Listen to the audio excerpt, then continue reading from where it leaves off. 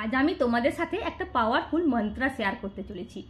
এই মন্ত্রটা এতটাই পাওয়ারফুল, এটা যদি তোমরা চান্ট করতে পারো তো দেখবে তোমরা ঈশ্বরের সঙ্গে এবং তোমরা ইউনিভার্সের সঙ্গে নিজেকে কানেক্ট করতে পারবে।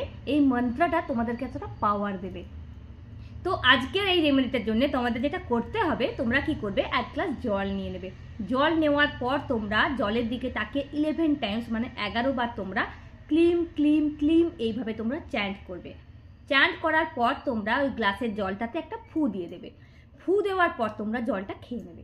জলটা যখন তোমরা খেতে থাকবে তখন তোমরা তোমাদের যে উইশ আছে সেগুলো বলতে থাকবে। যদি তোমরা ভালো জব চাও, অথবা তোমরা যদি জব ছেড়ে বিজনেস করতে চাও, অথবা তোমরা বিদেশে সেটেলড হতে চাও, বা অন্য করে যদি তোমাদের ইচ্ছে থাকে, সেগুলো তোমরা ভাবতে থাকবে।